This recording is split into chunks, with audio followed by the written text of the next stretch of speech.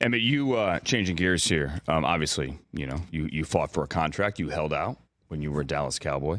Hold up. Andrew, Yeah. let's not put that out there. I held out. Okay. I was unemployed. Okay. When your contract is up, true. Do you have a job? No, I am glad you made that distinction. I'm glad because a lot of people in the media, and I just did it there, get it wrong sometimes. Say, guys holding out. Like, nope, my deal's up. If you want me back, then bring me back. Bring me back. Exactly. Or allow somebody else to sign me. Exactly. And notice I say allow someone else to sign me, but that wasn't the case during my time. But I'm going to let you finish up your question. Okay. Though. Well, my question is, Emmitt, you see the running back market now. Right. Okay. If the running back market then was what it is now, in other words, teams have just decided we're not going to pay running backs, period. Would you have hung around long enough to be the all-time leading rusher, or would you just have said, you're not going to pay me? I don't want to get hit. I'll just go home and find something else to do. I'll just walk away. I'll be like Jim Brown. I'll say, see ya. I'll go to London, make a movie. Again, the question became, can I get fair market value? And the answer might be no. Can I get some value that I can be comfortable with? At the end of the day, being comfortable with that value and still establishing your personal brand within the National Football League and how you approach it, you do what you need to do as an individual person. I cannot go back and retrace the hands of time and say what I would have done.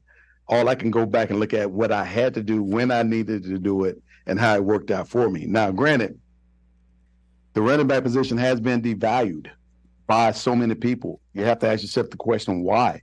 Because right now I can think about 4 or 5 quarterbacks that are out right now getting paid more than all the running backs themselves.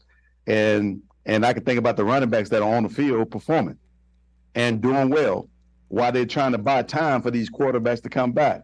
At the end of the day, somewhere along the line, the story cannot just be about the quarterback. And the quarterback is not always the franchise player. You trying to tell me that Daniel Jones is the franchise player for the New York Giants? I don't think so. I think Saquon Barkley is. Daniel Jones is not the quarterback of an Aaron Rodgers. Neither are some of these other quarterbacks that are out there doing the thing. They're allowing the running games to buy time for these quarterbacks to mature into their offenses. And so if you're doing that, you have to value the running back position as such, because there's value to each and every man on the football field. If you don't want to run it back, why even have the position? Bring on 5 wide receivers or put an offensive lineman in the backfield. Let them stay back there and block on third down instead of your running backs. Take Chris McCaffrey out the game if you don't value the running back position. So my thing is, I think the NFL is very hypocritical about value, and I think they're just trying not to pay guys. They're looking to shift money around to other positions that they perceive to be more valuable, but yet they want to utilize the running back position at the highest level, which is unfair. What's I know frustrating for the running backs is the salary cap keeps going up. It's not as if the salary cap is going down. Not anymore. We had our dip in COVID, but it's corrected, right? The new TV deals are here. So the salary cap keeps coming up, and Jonathan Taylor got a little more than I thought most people expected. The Saquon deal, the Josh Jacobs deal, well, Saquon especially, really wasn't anything. It just added some incentives, and then he got hurt. He's not going to hit those incentives.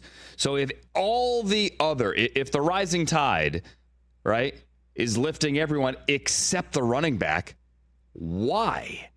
Like, naturally, you would think they have to make a little bit more if everybody else is making a little bit more. Well, I think it's a combination of so many different things. I think the league itself is moving into a pass-happy league, number one. Therefore, they put a lot more emphasis on guys who are throwing the ball, guys who are catching the ball, and that could go all the way down to the tight end position. The running back position, they don't run the ball as much as they used to for various reasons. It's probably primarily because the league is going towards the passing game. They want to see more points on the board. So to see more points on the board, you have to throw the ball a lot more. And that's one reason why you see all these coaches trying to run so many plays throughout the course of the game to give themselves more opportunity to throw the ball a lot more. The passing game itself has skyrocketed. Everybody's not a Patrick Mahomes and everybody's not a Tom Brady. Everybody's not a Drew Brees.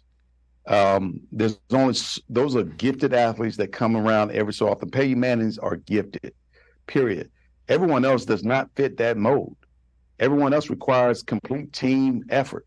Russell Wilson probably thought he could throw the ball 45 times a game and be very effective. It cannot happen. His effectiveness is predicated upon a Marshawn Lynch back there running the rock, doing what he needed to do to create the balance so he can have the ability to take advantage of a play action pass and throw the ball deep down the field to someone. That's what the game is all about. It's about deception and also execution. And the running game provides you the opportunity to do both. Catch the Rich Eisen Show every single day on the Roku channel, 12 to 3 Eastern, for free.